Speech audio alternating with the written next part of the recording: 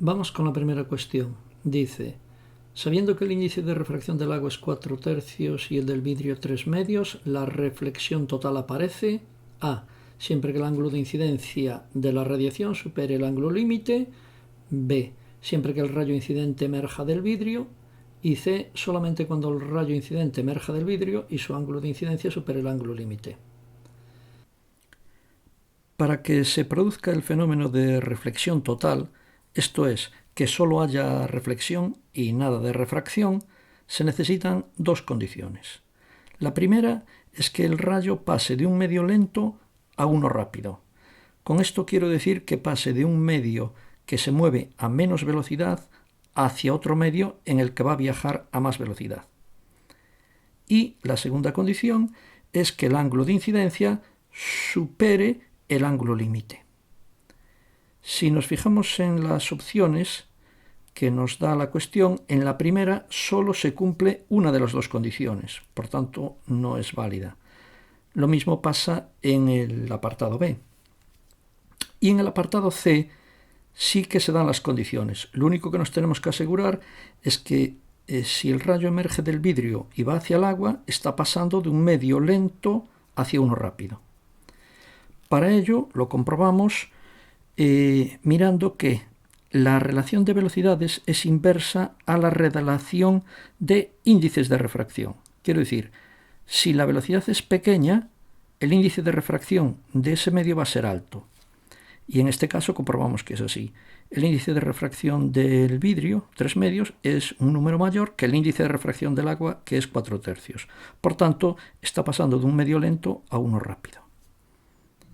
Luego ya, si queremos conocer cuánto vale el ángulo límite, simplemente tenemos que aplicar la ecuación que me da eso, sustituimos por valores y encontramos el valor de ese ángulo.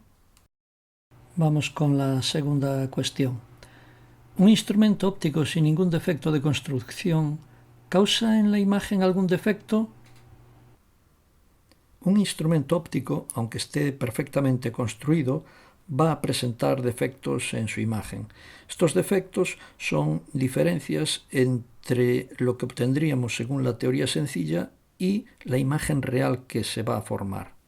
Estas diferencias, estos defectos, se conocen como aberraciones.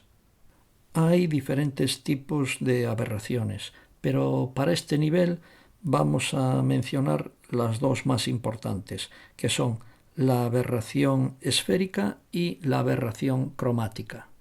La aberración esférica se produce cuando utilizamos una lente que se compone de una sección de una esfera. Para que todos los rayos que parten de un punto y atraviesan una superficie curva confluyan en un mismo punto y por tanto se forme una imagen nítida, necesitamos una superficie muy complicada. La solución menos mala es utilizar una parábola y por facilidad de construcción en vez de esto se acaban utilizando superficies esféricas. El problema es que la esfera no tiene la propiedad de la parábola, que es que todos los rayos que llegan paralelos acaban confluyendo en el foco.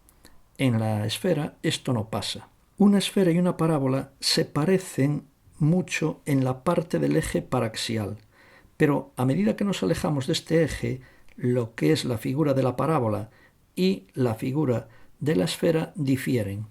Entonces, cuando los rayos que llegan a nuestro objetivo llegan muy cerca del eje óptico, el comportamiento de esta esfera va a ser muy parecido al comportamiento de la parábola y puede presentar un foco en el cual se va a concentrar los rayos. Pero si me alejo de esta zona, los puntos no confluyen en el foco. Entonces, en las zonas más alejadas se va a producir una distorsión en la imagen. Esto se puede corregir por medio de diafragmas que cierran la apertura de la luz y por tanto evita que vengan rayos en las zonas exteriores y entren todos más próximos a la zona paraxial donde no vamos a tener este problema. La aberración cromática se produce por el siguiente fenómeno. En el vacío, todas las radiaciones se propagan a la misma velocidad independientemente de su frecuencia. Sin embargo, cuando las radiaciones viajan en un medio que se conoce como dispersivo, este medio opone diferente dificultad al paso de la radiación a través de él.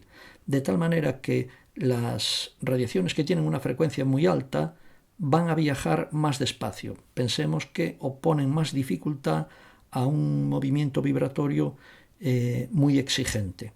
Y las radiaciones que tienen una frecuencia más baja se mueven más rápido.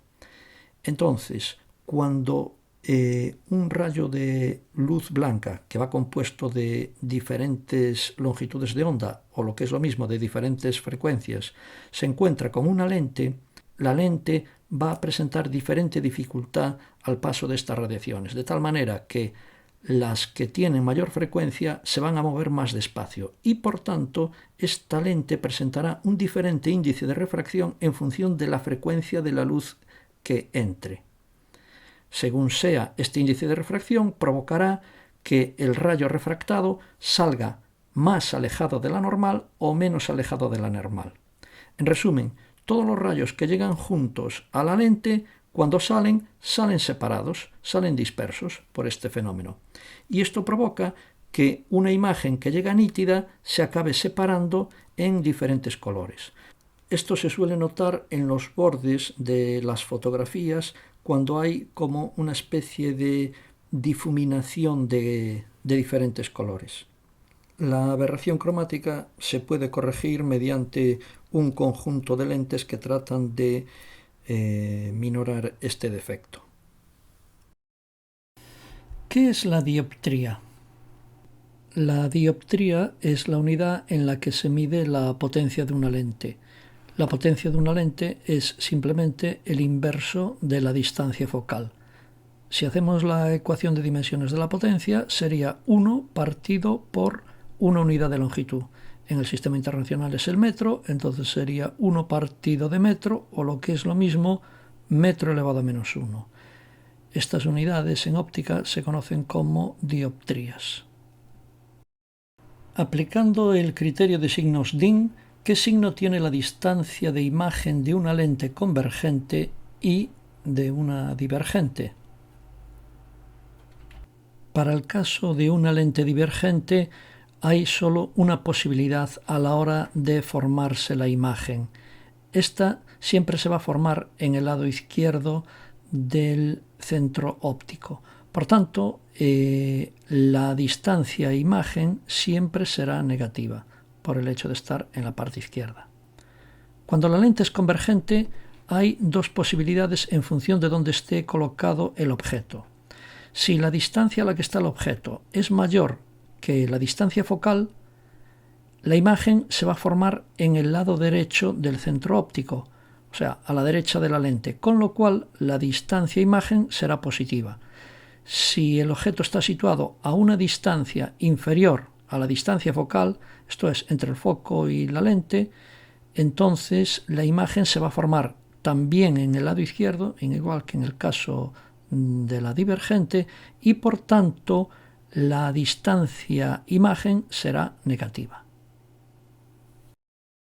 Cuestión 5. Se tienen dos lentes y se quiere saber cuál de las dos es más convergente. Con este fin se recogen con las lentes los rayos del sol y se forma su imagen sobre un papel hasta que queda bien enfocada. ¿Cómo se sabe qué lente es la más convergente? Bueno, en este caso, si colocamos las dos lentes de manera que llegan los rayos del sol paralelos a la lente, lo que va a ocurrir es que las lentes provocarán que estos rayos converjan en el foco. Podemos observar qué foco queda más cerca de la lente. Cuanto más cerca está el foco de la lente, se dice que esta lente es más convergente. Entonces, la más convergente va a tener una distancia focal objeto más pequeña o más corta que una que no lo sea tanto. Vemos que cuanto mayor es la curvatura de la lente, más convergente se hace. Cuestión 6. Relacionar la distancia focal de una lente convergente con la de otra lente divergente, de igual material y de idénticos radios de curvatura. Si tenemos una lente convergente y una lente divergente construidas con el mismo material y sus radios de curvatura son idénticos, la diferencia va a estar en que la lente convergente, el punto focal imagen, se va a producir al lado derecho de la lente y por tanto esta distancia focal será positiva. Si tenemos una lente divergente, los rayos en la parte derecha de la lente divergen y lo que va a converger van a ser sus proyecciones, pero esto va a ocurrir en el lado izquierdo y entonces su distancia focal será negativa, pero las longitudes van a ser idénticas, una hacia la derecha y otra hacia la izquierda. Para poner estrictamente igual en las dos longitudes hay que ponerle un signo menos a una de ellas. Cuestión 7. Un rayo incide sobre una lente procedente de uno de los focos. Se refracta pasando A por el otro punto focal, B paralelamente al eje de la lente, C por cualquier dirección, dependiendo del índice de refracción y de los radios de curvatura de las caras de la lente. Elegir razonadamente la opción correcta. Si el rayo procede del foco, después de atravesar la lente, tiene que seguir una trayectoria paralela al eje óptico. Esto es por las características del punto focal. Los rayos que proceden del foco, al refractarse en la lente, salen por el otro lado paralelos al eje óptico. Entonces la solución correcta en este caso es la B. Cuestión 8. Una imagen que se encuentra al mismo lado de la lente que el objeto es una imagen A real, B virtual, C real o virtual, dependiendo de la clase de la lente. Hay dos casos donde la imagen se va a formar por la intersección de las prolongaciones de los rayos y no directamente por la intersección de los rayos mismos. Estos casos son la lente divergente. En cualquier posición que yo coloque el objeto va a ocurrir este fenómeno. La imagen se va a producir del mismo lado, de donde coloco el objeto. Esto es en el lado izquierdo. Y el otro caso es la lente convergente, pero solo cuando coloco el objeto entre el foco y el vértice. En este caso la imagen se va a formar del lado izquierdo, o sea, del mismo lado donde tengo el objeto, y se va a formar por la intersección de las proyecciones. Con esto pudiera pensar que la solución es la C, será real o virtual dependiendo del tipo de lente. Sin embargo, esta es la típica pregunta donde es muy importante leer con cuidado el enunciado fijándose bien.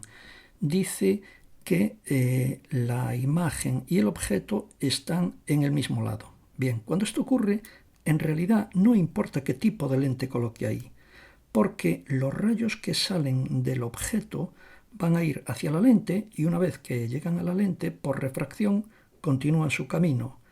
Pero como en las lentes no hay reflexión, los rayos no vuelven hacia atrás.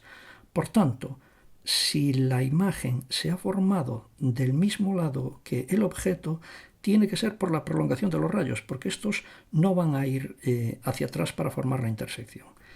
Y ya no va a depender entonces del tipo de lente que ponga. Y con lo cual la solución es la B. Cuestión 9. El ojo humano ve A. Solamente las imágenes reales. B. Solamente las imágenes virtuales. C. Las imágenes reales y las virtuales. El ojo humano solo puede ver las imágenes virtuales. Esto lo entendemos perfectamente si pensamos cuando miramos a un espejo, nosotros vemos la imagen que se forma ahí y los espejos forman imágenes virtuales. Las imágenes reales no las vemos. Esto lo podemos entender también de manera sencilla si pensamos, por ejemplo, en un cine. El proyector proyecta la imagen y nosotros no somos capaces de verla hasta que esta luz intersecta con una pantalla. En ese momento sí que vemos ahí la imagen. Pudiéramos pensar que quizá la respuesta C podría ser correcta diciendo que las reales las podemos ver apoyándonos en una pantalla. Pero en cualquier caso, en sentido estricto, la respuesta correcta es la de las imágenes virtuales, la B. Vamos con la cuestión 10. ¿Qué le ocurre a la distancia focal de una lente de vidrio de índice de refracción 3 medios cuando se introduce en agua de índice de refracción 4 tercios? Bien, lo primero que tenemos que considerar aquí es que no va a ser lo mismo que la lente esté situada en el aire que se sumerja en el interior de un fluido. El hecho del cambio de velocidad al pasar de un medio a otro, que sea más brusco o menos brusco, este cambio va a influir, entre otras cosas, en la distancia focal. Cuanto más brusco es este cambio, el ángulo de refracción va a ser menor y, por tanto, en el caso de una lente convergente, su convergencia se va a producir antes, se va a reducir la distancia focal. Vamos a empezar por deducir la ecuación más general de una lente, y para ello lo vamos a hacer a partir de considerar que en realidad una lente está formada por dos dioptrios que separan dos medios de diferente índice de refracción. Aplicamos la ecuación de un dioptrio en el lado izquierdo al paso de una radiación que pasa de un medio de índice de refracción n' a otro medio de índice de refracción n, que es de la lente, y luego saldrá de este medio de nuevo al medio inicial con el mismo índice de refracción, n'. Vamos a aplicar entonces la ecuación de los dos dioptrios, a combinarlas y obtener la global. Partimos de que tenemos un objeto situado a una distancia s de la lente.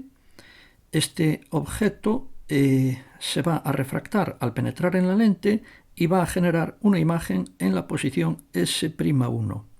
Esta imagen va a ser el objeto de el segundo paso por el dioptrio, de tal manera que ahora esta imagen, que es el objeto del segundo paso, situado en S'1, generará finalmente la imagen en la posición S'2, con lo cual vamos a considerar el principio y el final, objeto situado en S e imagen final generada en S'2.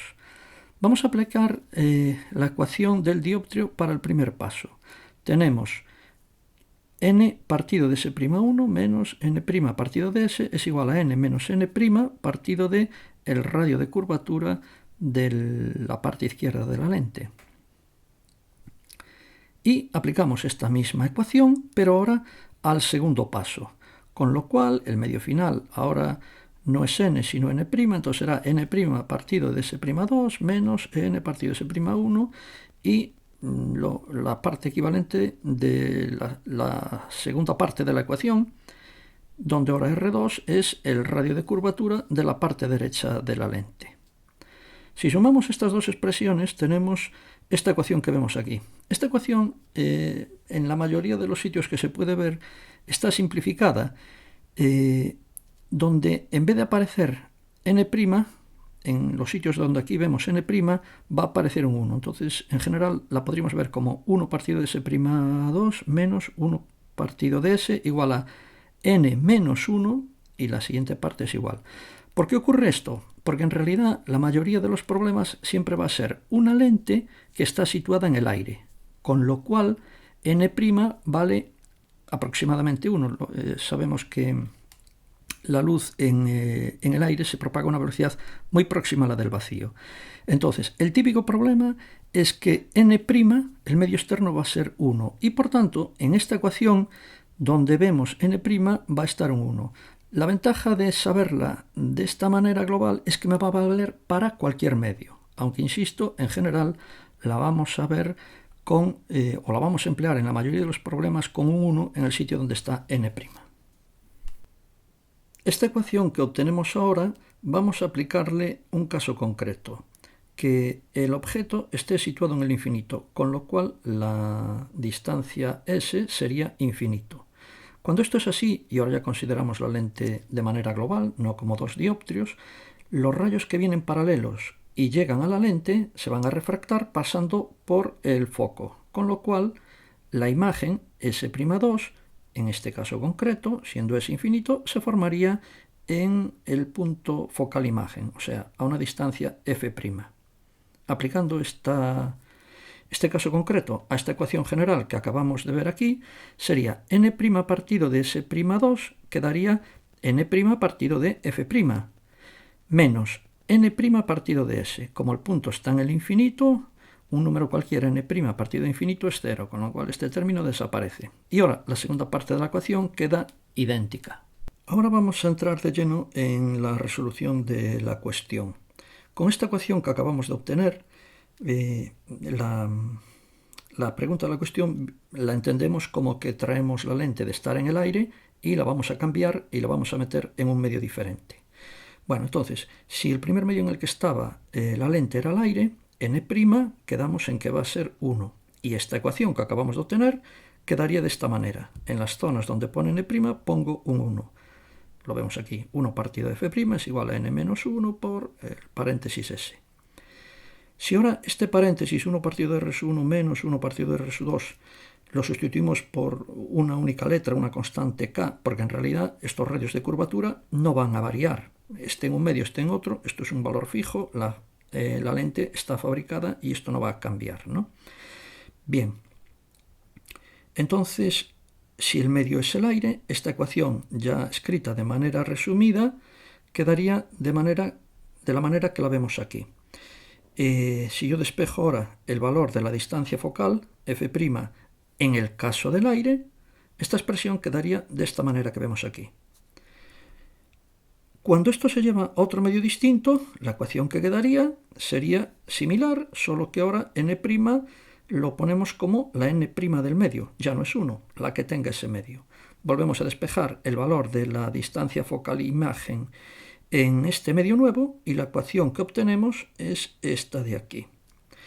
Tenemos entonces, por tanto, cuánto valdría la distancia focal en el aire y cuánto valdría la distancia focal de esa lente si la introducimos en otro medio.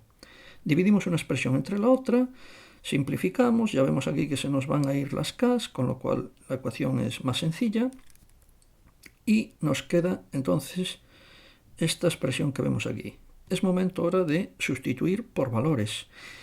Donde pone n, que va a ser el índice de refracción de la lente, ponemos 3 medios, y donde pone n' del medio, ponemos 4 tercios.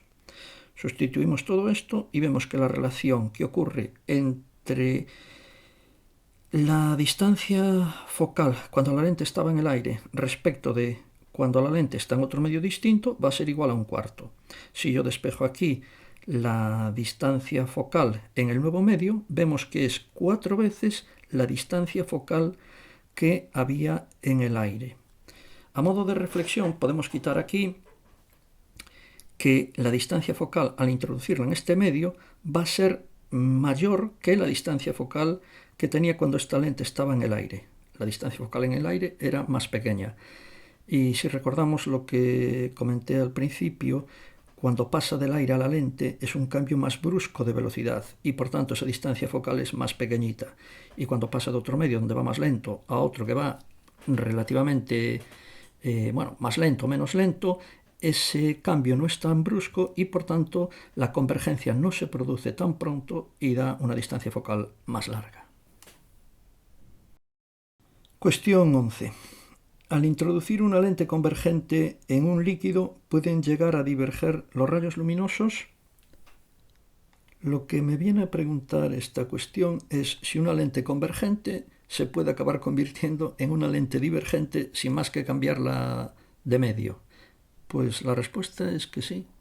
Vamos a coger la ecuación general de una lente que hemos deducido en la cuestión anterior y vamos a despejar la distancia focal de un medio cualquiera en función de la distancia focal que tendría cuando estaba en el aire.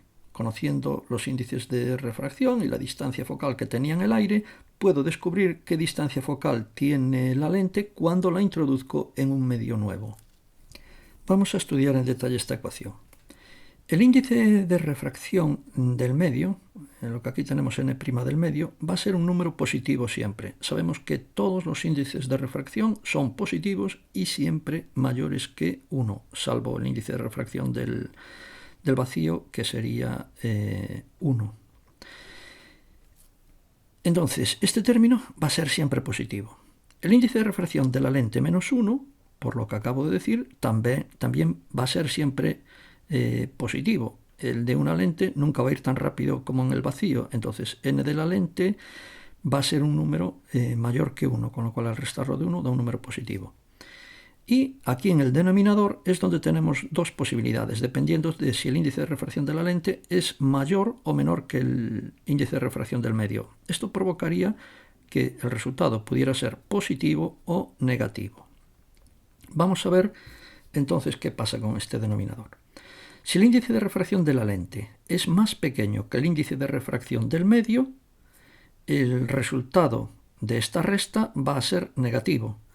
Tenemos un numerador positivo con un denominador negativo, el resultado global es negativo, más entre menos, menos, ¿no? Con lo cual, la distancia focal del medio va a ser igual a la distancia focal del aire multiplicado por un número negativo. ¿Qué quiere decir esto?